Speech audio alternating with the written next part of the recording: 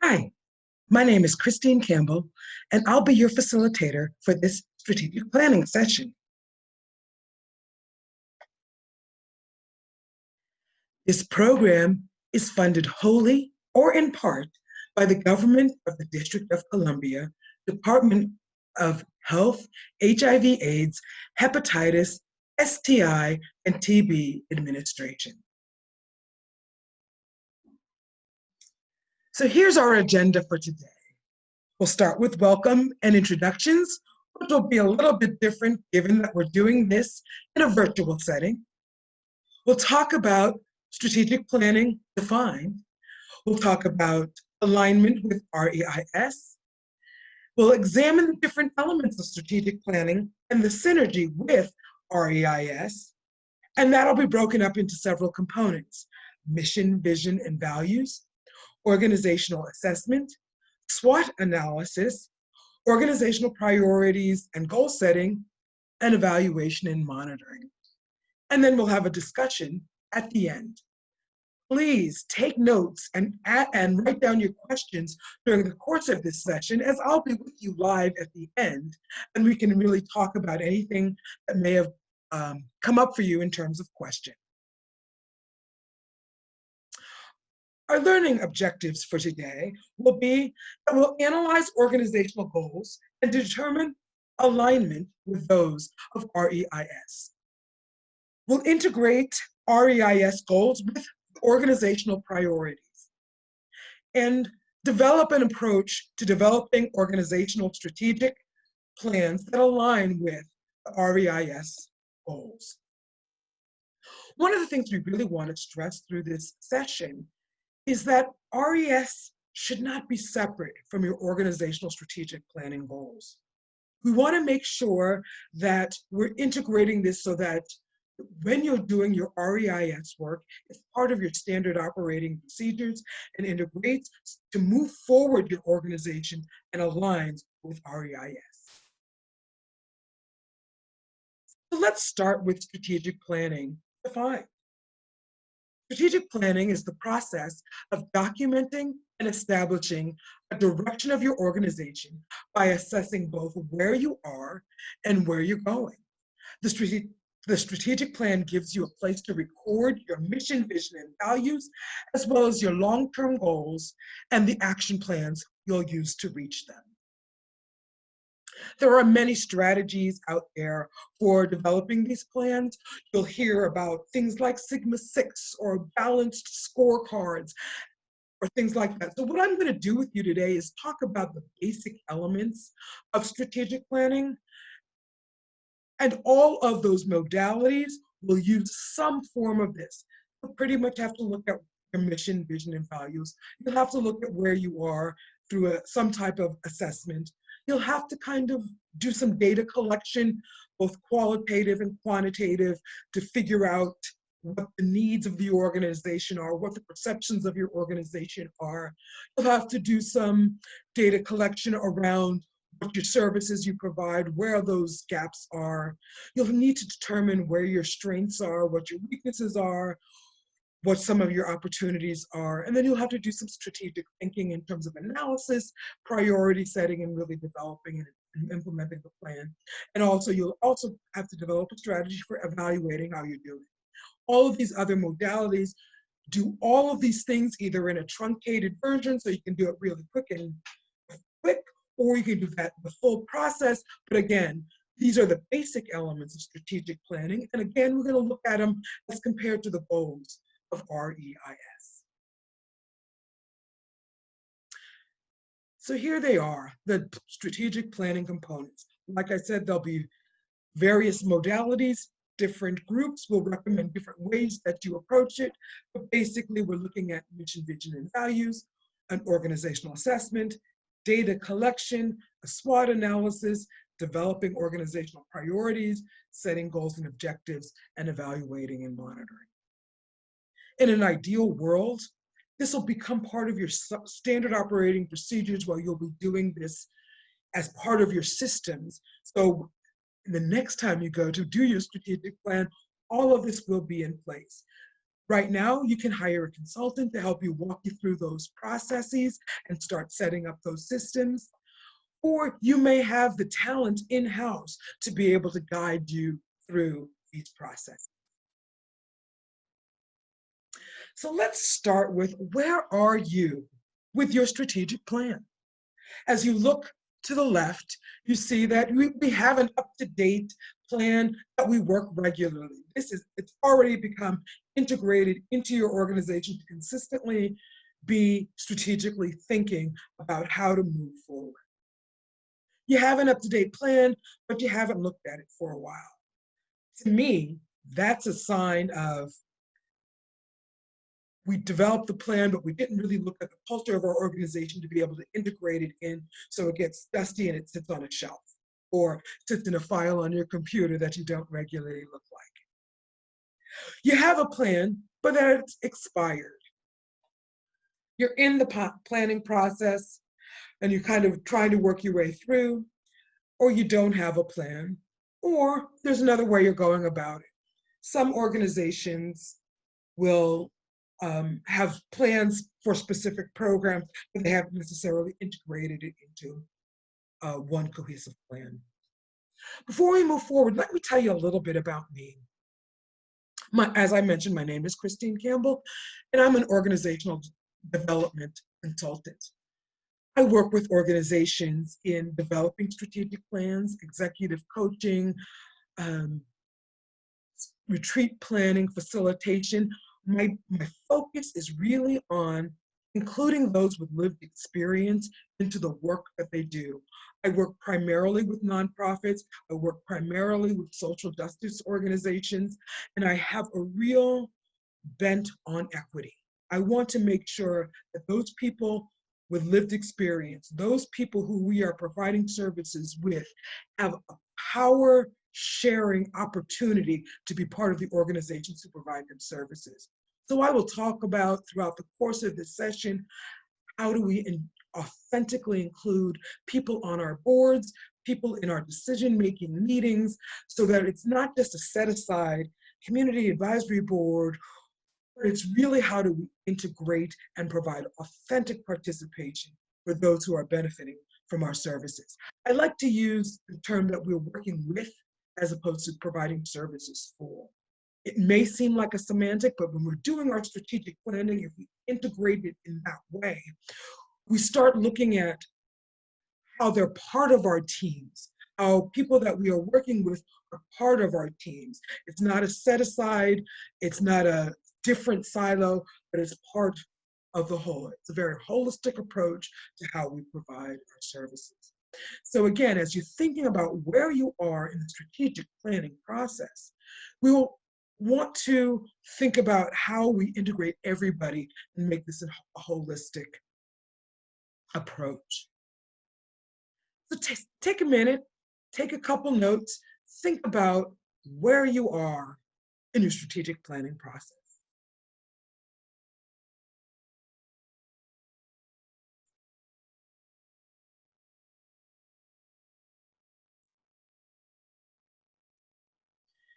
The next thing I want us to think about is how where we are aligns with REIS. REIS's priorities are that you have HIV status neutral prevention. You have innovative and culturally appropriate services, either within specific stages or along the full continuum of HIV prevention, testing, care, and treatment. That REIS services are fully integrated into established system of care where services are being provided. This is where I was talking about that we're not looking for a separate REIS plan, but how they're integrated into what we're doing. There's improved access to and use of quality client-centered services for individuals living in the DCEMA most affected by the epidemic. So again, this is where I'm talking about where people with lived experience are integral and integrated into our systems, our processes, and ideally have some power sharing, decision making responsibilities, and improved responsiveness of care systems in engaging and meeting the needs of our focus populations. Again, take a minute and kind of think about these REIS goals and how do they align with what we do as an organization. Take a few notes, and again, I'll be available at the end of the session and we can have some conversation.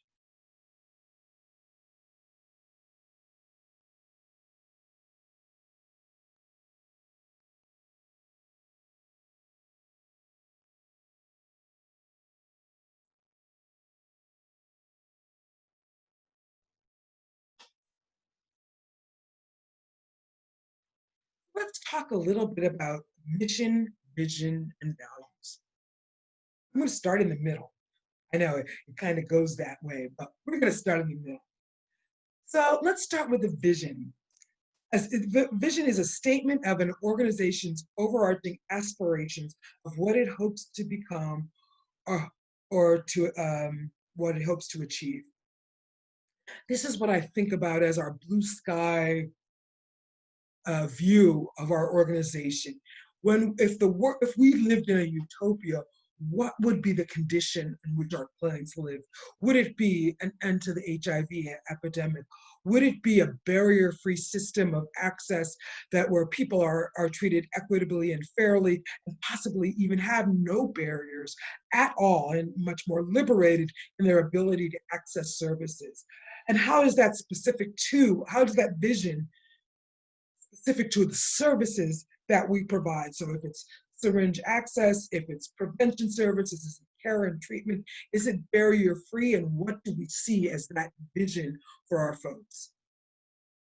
Then if we move to the left, you see that a mission describes what the organization needs to do now to achieve that vision. This is where we really identify our services in relation to that vision of where we would like to take it.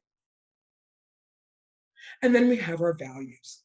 These define what we believe in and how people in the organization are expected to behave with each other, with customers, with clients, suppliers, and any other stakeholders.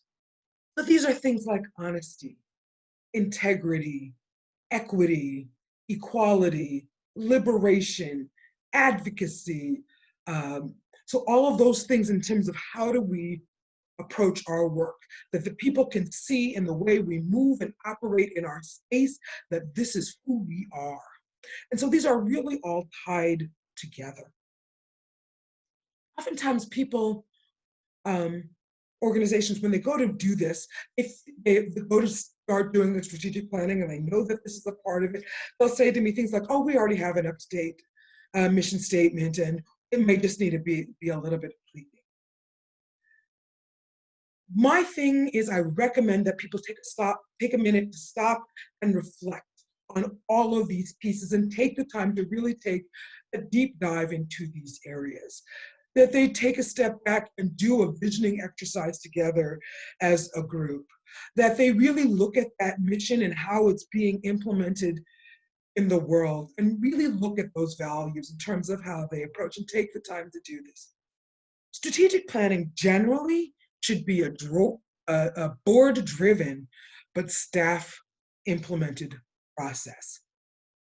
If we think about what the role of our board is to provide that oversight in fiscal management and program development and fiduciary responsibility or legal responsibility, as well as supervise the executive director. Also includes some financial fund development, if that's the type of board you have.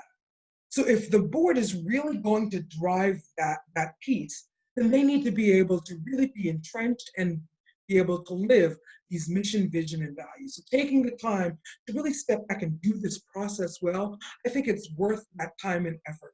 And my experience has been that every time someone's tried to do it quickly, it's really been longer process than they had anticipated, and it should. It should be thoughtful because when used well, this is the foundation. This is what defines your organization.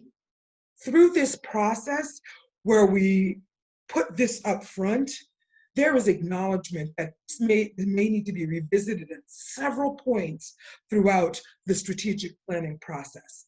Because one of the things you want to do is when you're looking at possible new initiatives, expansion, changing of the direction in your strategic thinking, you're going to want to match it against the mission, vision, and values. And one of the things you always want to keep is that flexibility that if this key area in which you want to work in doesn't align with your mission, there's a choice point. Do we change the mission because this is so important to who we are? Or do we not take on this initiative because it doesn't match our mission, but we know it's important, so we have to figure out how our clients, our stakeholders, our staff have access to that area in which we've chosen not to go. Let's take a minute, take a couple notes about where you're thinking around your mission, vision, and values.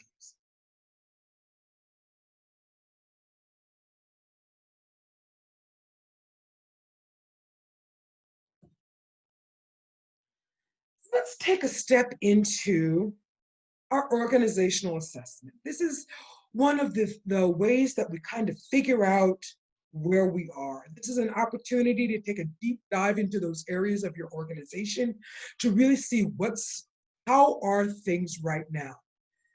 There is a temptation while doing your organizational assessment to start making tweaks and changes because it's hard to see what's going on and say, oh, we should work on that without making a move to do that. I'm asking, as we're doing this assessment, that you hold off doing, unless, of course, it's a crisis situation, so that any changes or modifications you make are done from a holistic perspective. Again, if it's a crisis situation or something that is really important to take pay attention to now, given where you are in your organization, of course, do that. But in general, while you're doing this organizational assessment, it's a time to step back and just take a look at where we are. So some of the areas that we are looking at are things like board structure and operations. How is the board structure? What is the diversity of the board? Is there representation from those of lived experience, those people that we work with on your board? Do they understand their roles of fiduciary responsibility, oversight, fundraising, executive director, management, supervision, evaluation, and compensation? Do they take ownership of the mission, vision, and values?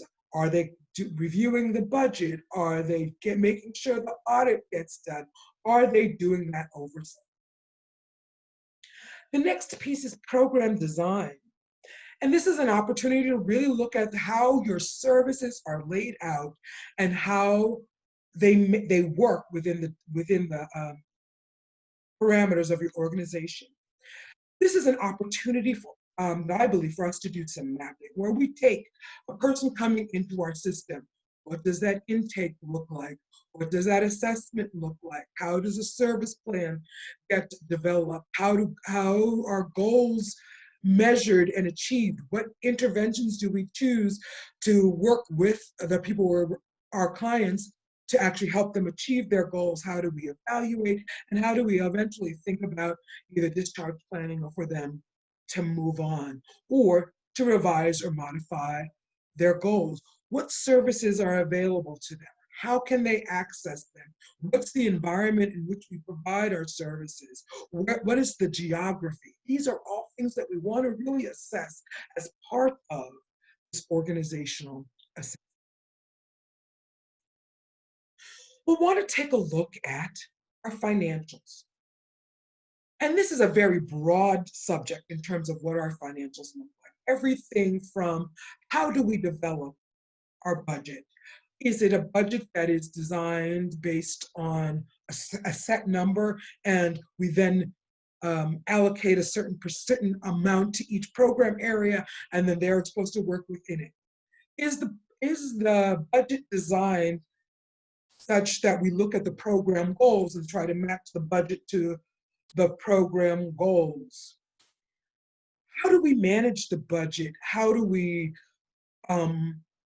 throughout the course of the year, determine whether or not we're on track with our spending or behind in our spending. How do we get money to the services? What is our check counting process? Who has authority over to spend what amount of money?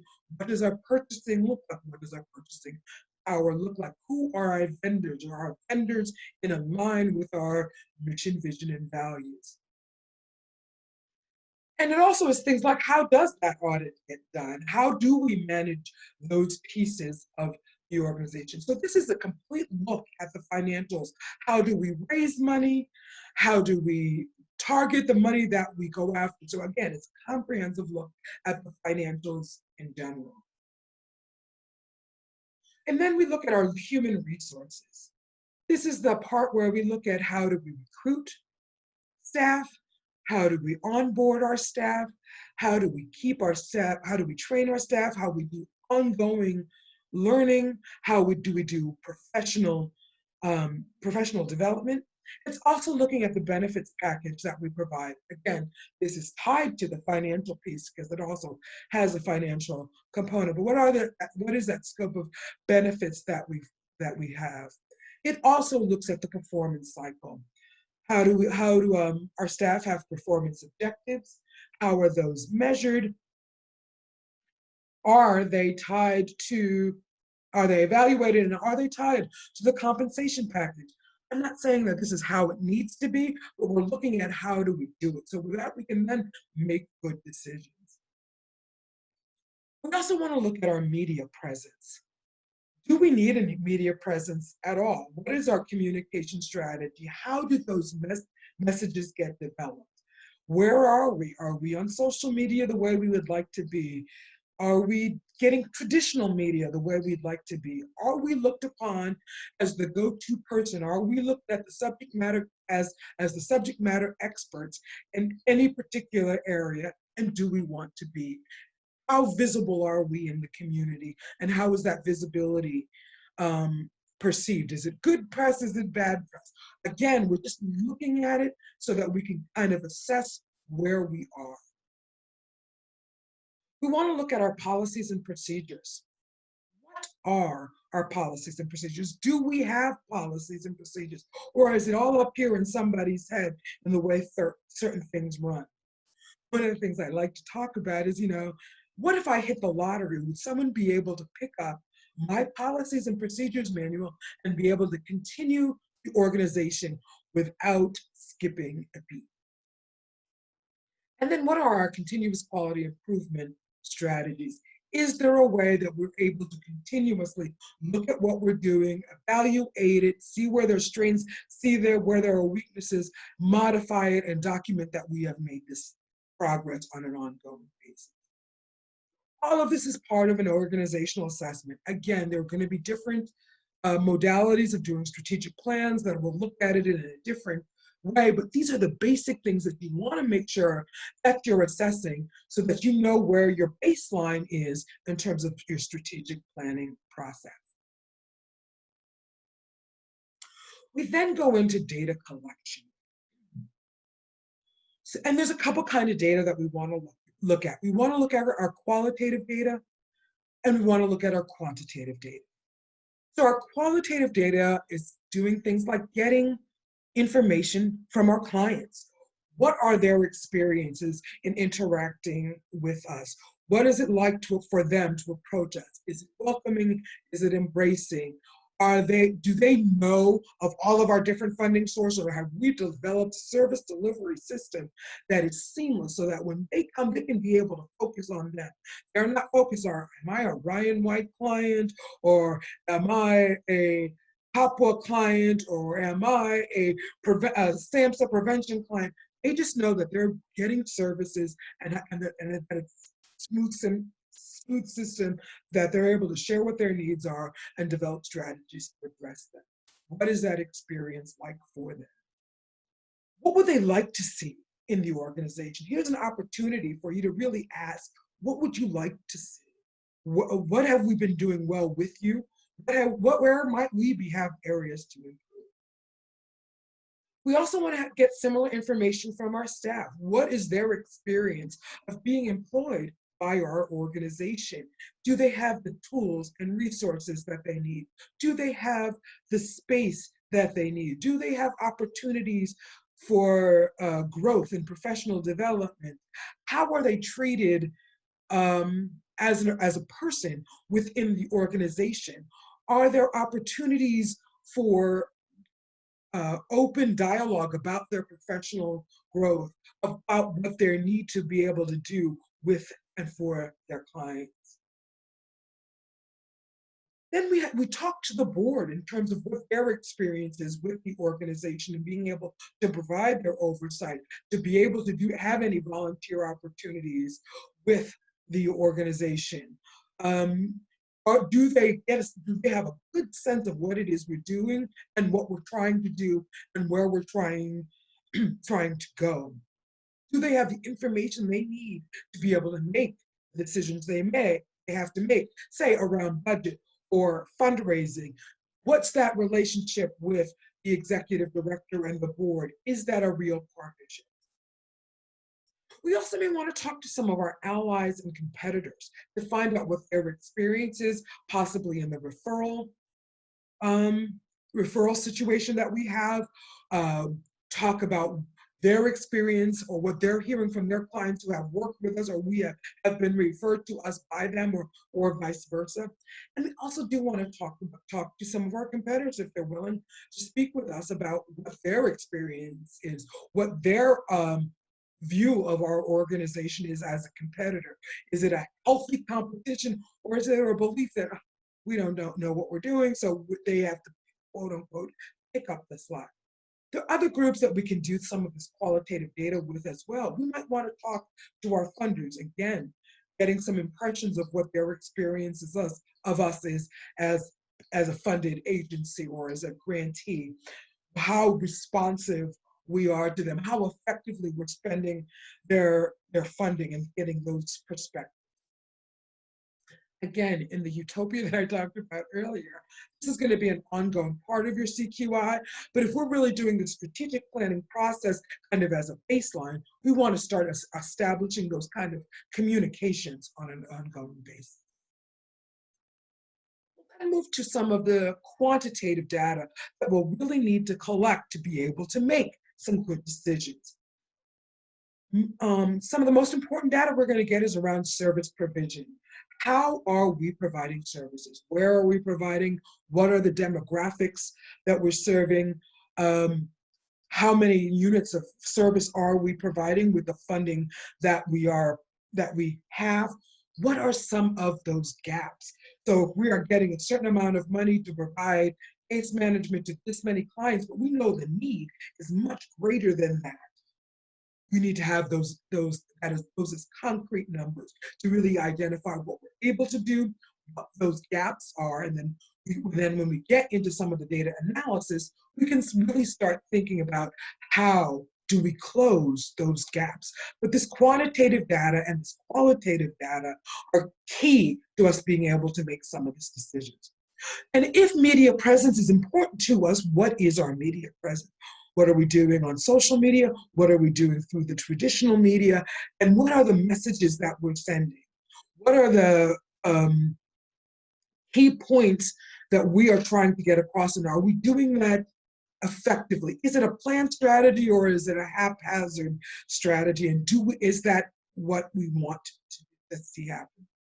What will happen with all of this information is that a report will be developed that really kind of spells out where we are on all of these things. If we're doing a traditional strategic planning process, one of the things I strongly recommend is that you put together a strategic planning committee that's made up of people with lived experience, staff, leadership, and board. May even want a couple of external stakeholders that are working together to move this process forward and who are able to think through some of these issues from multiple perspectives. We'll talk a little bit more about that later. One of the things that I want to talk about in this data collection piece is that as you're collecting it, you want to be sharing it so that people are able to consume it in pieces that are understandable. The other thing is that you want to be able to have a constant check that is this data a real reflection of the organization. I have often seen that we've done this data collection process, and then when we've done this check in live discussion, people are like, that's not the organization I see.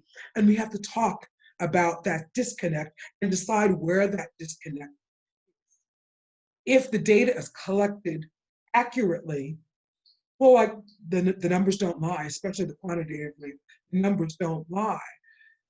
So where is that disconnect, and why is there a disconnect between the data and the perceived notion? Sometimes it's in perfect alignment, and you're really excited about being able to move forward because that eases the ability to really do some strategic thinking about where you want to go and how you want to get. So let's just think about some of the different ways that we'd want to collect some qualitative and quantitative data.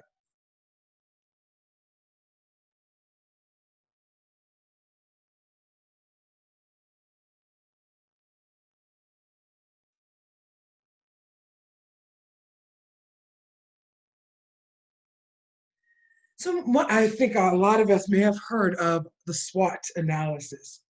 This SWOT analysis stands for strengths, weaknesses, opportunities, and threats. So this is our first attempt at really looking at our data and seeing what it's telling us.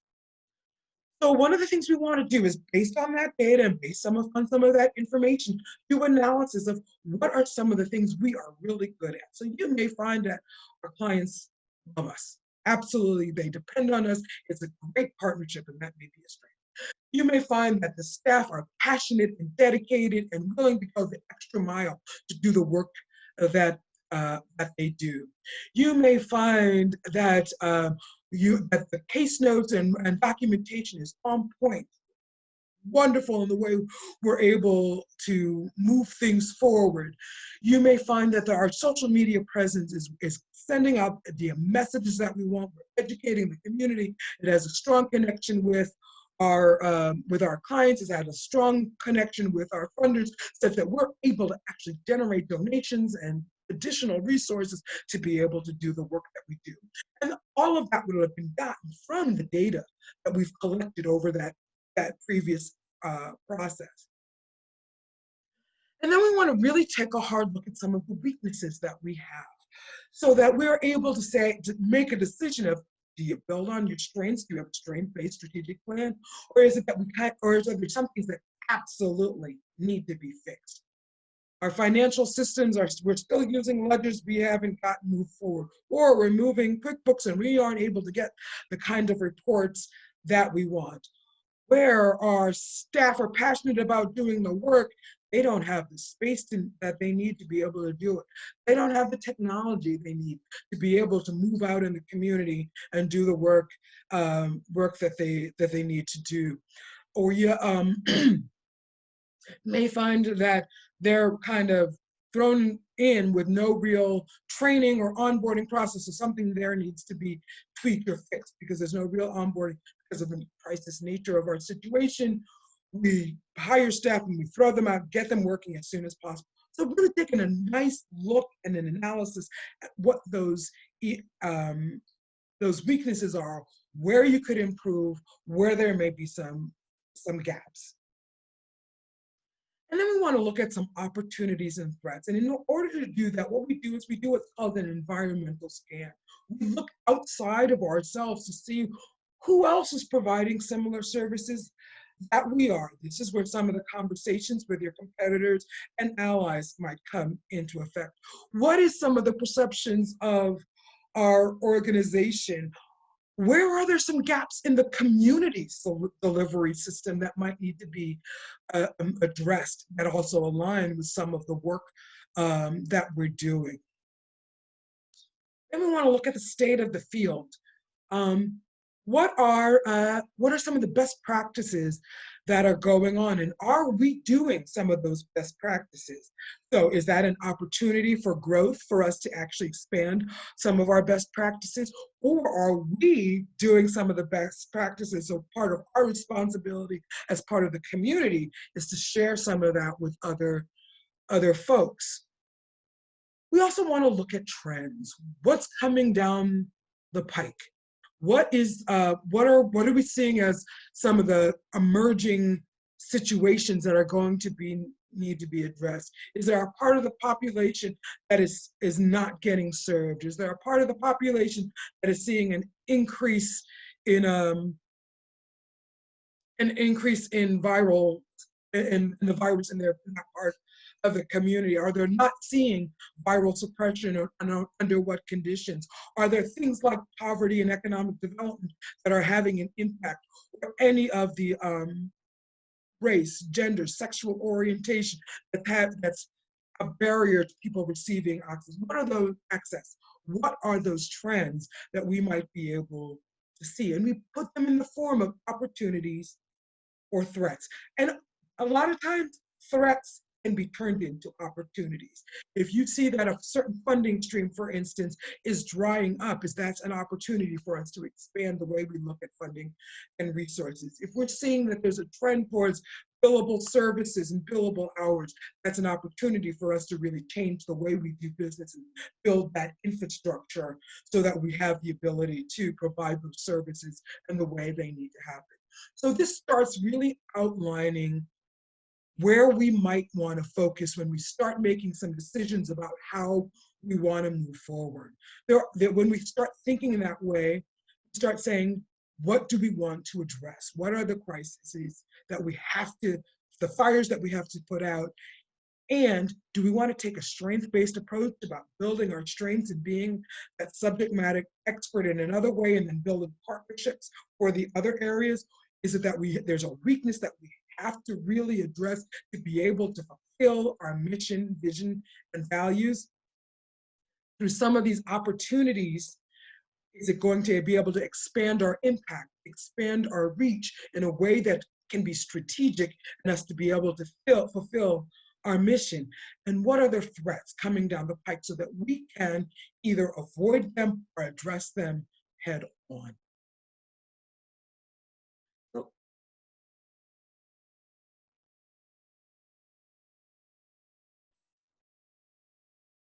Let's take a minute and really think about how we would approach a SWOT analysis and what that would look like.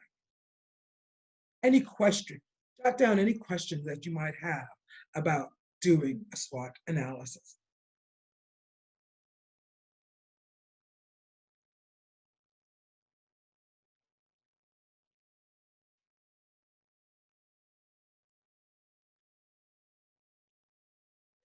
So now you've done all of this data collection, you've gotten your organizational assessment that kind of got a sense of where you are, you've done your qualitative and quantitative data collection, you started really looking at that data and analyzed all of that piece, all those information.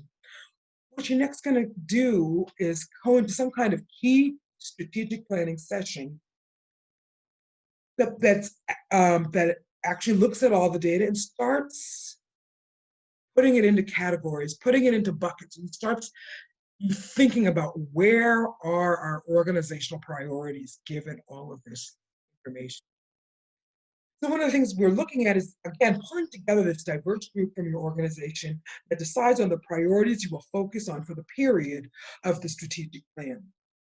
If you've put together a strategic planning committee early on as recommended, then this serves as the base of the diverse group. In this priority session, as many people who you can manage and that you can get into the space and be part of the process will make this plan stronger. Part of what we want to do is remember that this is an organizational strategic plan and that everyone has a role in its success. So when you think back to that spectrum at the beginning, we talked about where you are on your strategic plan. If you are one of those organizations that has it but hasn't looked at it for a while, or that it has expired, or you're still in the planning process, you've got some real opportunities to really engage all parts of your organization to ensure that this is a living document going forward. When I first started doing this work, I used to talk to people about, a strategic plan should be dog-eared and notes written all over it because it should be a living document. Now I would say to folks, if you've got this online on a dashboard for you to be able to be working, it should have been clicked on regularly within the last week so that people are consistently looking at this document, and what we're creating is a living document that actually guides the organization and what it does. Now, as you're doing this strategic plan, you are therefore have a tool that as any new situation or novel situation comes up, you have a touchstone for which you to compare to help you make some decisions. So as you go into priority setting, these are some of the things that you want to be taking a look at. The other one thing I want to really talk about as we're talking about priority setting is that there is an assumption that the work of the organization will continue. The good work of the organization will continue. And just because we're setting some priorities for the strategic plan does not mean that all of that other work goes to the wayside. There is the assumption that the quality work that's in place will continue. What we're saying with the strategic plan is it's an opportunity for looking at the long-term sustainability of the organization and the long-term goals of the organization and how we make that come together. So when we think about this and we start thinking about the priorities, there's going to be a tendency to say, but what about this service? Will we still be able to do this? Yes, unless as part of this priority setting session, you say that service is no longer relevant to the work that we're doing. Remember back at the beginning, I talked about as you've done your mission, vision, and values, there's going to be opportunities to revisit, is this what we want to do? Is the mission, vision, and values going to be where we are? And this is one of those points. During this priority setting session, there may become priorities that emerge from your data collection and your SWOT analysis that starts framing as priorities. And one of the things you're going to want to say is, are the priorities we're selecting, are they going to help us meet our mission and vision? Will it allow us to live our values? Now, this is, again, a choice point, because what you're saying here is, if these priorities are where we're going and it doesn't align with our mission, one, do we change our mission? Is it so important to the key of who we are that it's worth revising our mission to include this activity we're thinking about doing? Or is this activity, while key and important, a priority to our clients, organization X is a subject matter expert in that, or a programmatic expert in that. So our job is therefore to build a partnership with it, because our organizational priorities are going to fall someplace else. So those are the decision points, and that's how you're using your mission and vision as a touchstone to say, is this how we want to move forward? It's a check and balance too, because you're actually testing your mission to say, is this going to do what I want it to do? Is the mission going to be able to be that guiding star that allows us to make good, solid, programmatic organizational decisions? So during this priority setting session, you're going to, like I say, establish 3 or 4 priority areas that are going to be the basis for your strategic plan. So again, knowing the work that's involved in this, there have been attempts for organizations to do this in a couple of hours. I have never seen it work that way and really be the thoughtful process. The only time I've seen it work that way is usually in the second or third go around, when people have made it part of their standard operating procedure and they're doing their continuous quality improvement so that they're constantly doing the trends analysis, they're constantly doing the gaps analysis, and they're making those revisions. But in a strategic planning process where you're really starting from really that organizational assessment and just trying to figure it out, take the time to take this priority setting session. Seriously, I don't want to say seriously, but take the time to do the priority setting session, that you're going to be able to do the real thinking behind what's necessary in making it happen. Because after you set these priorities, one of the things you're going to want to do is take those priorities and establish SMART goals. SMART goals, you say. What is a SMART goal? You in the back. No. This is when I miss having people in my space. But as you probably know, SMART goals are specific, measurable, achievable, realistic, and timely. So you're taking those priority areas. For instance, you may want to say that one of your priorities is providing overdose prevention. So then as you work the SMART goals, you'll be wanting to say you want to develop the overdose prevention strategy to be able to serve 160 clients a year, given the staff, and we want to be started here and ended here. So you really want to put some meat on that category. So you may have the category of overdose prevention, but you want to really make it specific as to what it is you're going to do around that. Are you going to introduce naloxone? What are you going to introduce into the system, and how are you going to do it, and in what time frame, given the resources that you have?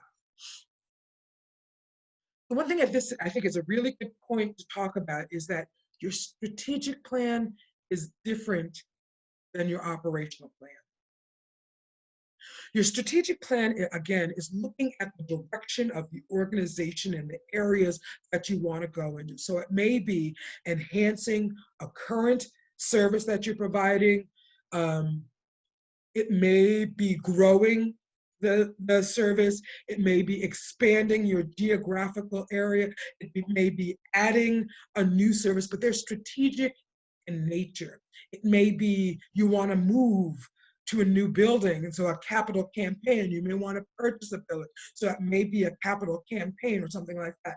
So these are really the strategic moves of the organization versus your operational plan. Each area in your organization should have an operational plan each year that sets the goals and objectives for that operational capacity. So this is me. Maybe when you do the detail of enhancing the quality of your case notes, or decreasing the time from the time a person gets admitted into the program, the time that they actually obtain housing, if that's, for instance, that would be an operational goal. Developing a housing program, if you don't have one, would be a strategic goal.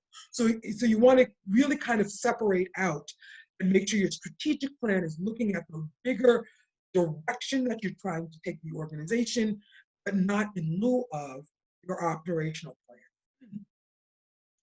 What you will find, though, is that your strategic plan will tie to your operational plan. Because your operational plan on an annual basis will actually move forward your strategic planning goals. Hoping that makes sense. And I'm going to give you a minute to, if you need some clarity on that, take a minute to jot down what your question is around this, and this real difference between the strategic plan, goals and objectives, and your operational plan.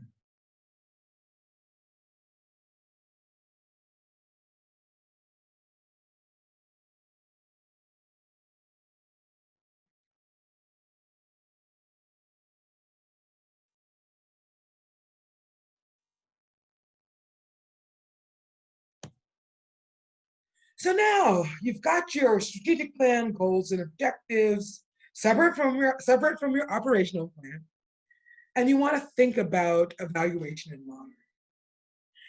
In essence, you've already started thinking about evaluation and monitoring. From the establishment of your priority goals priorities, your organizational priorities, and then the establishment of your goals and objectives. You've been thinking about how are you going to measure it. If these are SMART goals, the measurable piece of it is part of how you're going to evaluate and monitor your plan. So there's a couple things that really need to happen. Keeping in mind that the board has a certain set of responsibilities and the organization has a certain set of responsibilities. One of the things that you're going to do in this piece is set up regular evaluation and monitoring processes at regular intervals. So let's first start at the board level. At the board level, what your job is in terms of evaluation and monitoring is at regular intervals, looking at those strategic plan goals. What was supposed to happen in that interval? And the question you're asking the leadership and the staff is, have you made the progress that we just said that we were going to make? Answer is yes. Beautiful. If there hasn't been, you start talking about what have been those barriers to success and what do you need from the board to be able to move it forward. So it may be that we didn't have the resources, so we have to do something to the fundraising plan. It may have been that we didn't have the legislative pull to be able to move in the direction we want to do. So there may need to be an advocacy piece or some high-level community meetings that board members might have relationships with and can have those meetings for it. But keeping in mind that that board's responsibility is an oversight. We do not want the board getting into the nitty-gritty day-to-day operation of the organization. It's about the oversight. So when they're monitoring the strategic plan, their goal is to say, these were the goals we set out. This is where you're supposed to be. Did you get there? And if like I said, if the answer is yes, great. If it's no, what were the barriers? And is there anything that the board they need from the board to keep moving things forward? So at the staff level and the leadership, the organizational leadership level, what we're looking at again is how are we moving forward?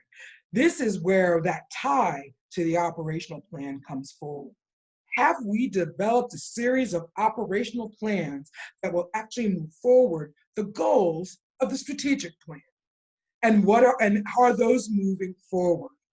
So this is when you take that deep dive into the detail of the specifics of each program area. Is that intake process smooth? Is that does everyone have a service plan or whatever it is that would actually move that goal forward? So your operational plan is going to be tied to your strategic plan, but your operational plan will probably have much more detail because that's where that day-to-day operations of the organization are going to continue to be looked at with an eye to moving forward the strategic plan. So again, here I'm going to ask you to take a minute and take a couple notes and write down a couple of questions about what you might have around this area, because this is the stuff that makes the strategic plan work. Having really good goals and objectives that move the organizational or moves the organization forward strategically, how it ties with the operational plans and getting the work of the organization done that still move the strategic objectives forward, where the board's oversight and input comes into play, and how those all tie together. Other piece that we want to take a look at, and as we're developing the goals and objectives for our strategic plan, especially if we're in that area where we're still in that planning phase or our current strategic plan has expired, is how do the REIS objectives that we talked about, how do they interplay with the work that we're doing? If we are an REIS organization, do those goals align with our mission, vision, and values and the way that we want to move forward? So for instance, one of the areas that REIS wants to really focus on is that they're client-centered. is that part of our values? Are our values such that we are a client-centered organization? And then you can kind of highlight those places of alignment. Do we do HIV neutral prevention? Or are we only looking for prevention with positives? Or, so how are we doing that? Is there an alignment of that? And it really will help form the organization. Because again, we're not looking for REIS programs. We're looking at programs that live the REIS goals and values. So we want to make sure that all of this ties together. Let's take a minute again, like I said, and jot down a few questions we may have around this area, and really focusing on how we put this plan together, where we were looking at our mission, vision, and values, where we were looking at the data collection, how we set our organizational priorities, how we set our organizational goals, how we distinguish our strategic goals from our operational plans, and how do we evaluate and monitor our strategic plan on an ongoing basis.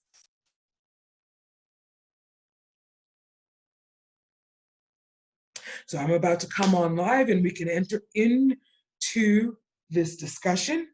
And before we start that, I just kind of want to give you some really nice resources. My understanding is that we'll be sharing these presentations with you, so you'll have these links. But the Hartford and Lumen Learning are some really great places to look at what is strategic planning, and really looking at your mission, vision, and values. Of course, you've got the Regional Early Intervention Strategies document from Ryan White Part A that can always serve as a resource. Yeah, and again, these are different parts of Hartford Business Management and Lumen Learning. So I found these to be great references for us to be able to move forward. Like I said, I'm about to come on live, and let's enter into some questions and answers.